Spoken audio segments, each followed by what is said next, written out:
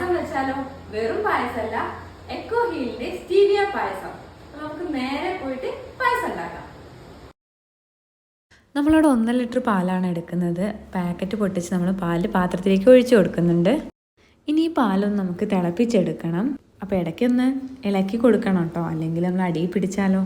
അങ്ങനെ അതേ നമ്മുടെ പാലൊക്കെ അങ്ങനെ തിളച്ച് വരുന്നുണ്ട്. അപ്പോൾ അതിലേക്ക് നമുക്ക് വെർമിസെല്ലി ഇട്ട് കൊടുക്കാം. അപ്പോൾ ഇത് റോസ്റ്റഡ് വെർമിസെല്ലിയാണ് കേട്ടോ യൂസ് ചെയ്യുന്നത്. അതാകുമ്പോൾ നമുക്ക് പെട്ടെന്ന് കുക്ക് ചെയ്തെടുക്കാൻ വേണ്ടി പറ്റും. ഇനി നമ്മൾ നന്നായിട്ട് ഇളക്കി കൊടുക്കണം. അതിനിടയ്ക്ക് നമ്മൾ പാത്രം ഒന്ന് മാറ്റി കൊടുക്കുന്നുണ്ട് കേട്ടോ. ഡയബറ്റീസ് കാരണോ അല്ലെങ്കിൽ ഡയറ്റ് കാരണോ മധുരം കഴിക്കാൻ പറ്റാതെ ബുദ്ധിമുട്ട് അനുഭവിക്കുന്നവരാണെങ്കിൽ നിങ്ങൾക്ക് ഈ ഒരു എക്കോ ഹീൽ സ്റ്റീവിയ യൂസ് ചെയ്ത് നോക്കാം കേട്ടോ. ഇതാകുമ്പോൾ 0 കലോറിയാണ്. നിങ്ങൾക്ക് ധൈര്യമായിട്ട് യൂസ് ചെയ്യാം. വെയിറ്റ് കൂടുകയെന്നുള്ള പേടിയും വേണ്ട, ഷുഗർ ലെവൽ കൂടുകയുമില്ല. അങ്ങനെ ദേ നമ്മുടെ പായസം നമ്മൾ റെഡി ആയിക്കൊണ്ടിരിക്കുകയാണ് കേട്ടോ. അപ്പോൾ അതിലേക്ക് നമ്മൾ കുറച്ച് ഏലക്ക പൊടി ചേർത്ത് കൊടുക്കുന്നുണ്ട്. എന്നിട്ട് ദേ നമ്മൾ വീണ്ടും പാലിങ്ങനെ ഇളക്കിക്കൊണ്ടിരിക്കുകയാണ്. അപ്പോൾ നമ്മുടെ ഈ ഒരു പ്രൊഡക്റ്റ്, ഈ ഒരു സ്റ്റീവിയ വേണ്ടവർ ഞാൻ വീഡിയോയിൽ കൊടുത്ത നമ്പറിൽ കോൺടാക്റ്റ് ചെയ്താൽ നിങ്ങൾക്ക് പ്രൊഡക്റ്റ് നിങ്ങളുടെ വീട്ടിൽ എത്തിച്ചു തരുന്നതാണ്.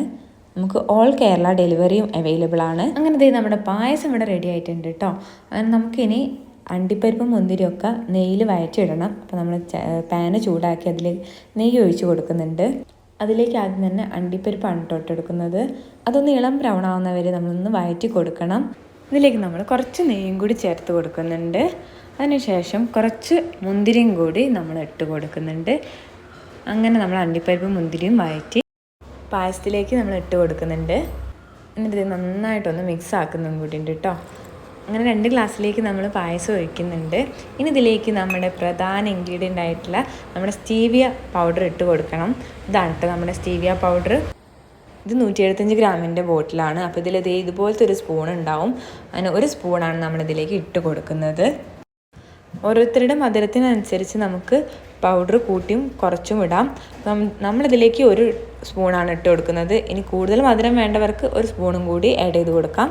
ഇനി നമുക്കിതിൻ്റെ ഒരു അഭിപ്രായം അറിയണം. അപ്പോൾ നമ്മൾ ഇതുവരെ സ്റ്റീവിയ ഉപയോഗിക്കാത്ത ഒരാൾക്ക് ഇത് കൊടുത്തിട്ട് നമുക്കിതിൻ്റെ അഭിപ്രായം ഒന്ന് അറിയാം. മധുരമൊക്കെ ഓക്കെയാണോ? ഇത് സ്റ്റീവിയ ഇട്ടിട്ട് ഉണ്ടാക്കിയത്. നല്ല ടേസ്റ്റ് ഉണ്ടോ?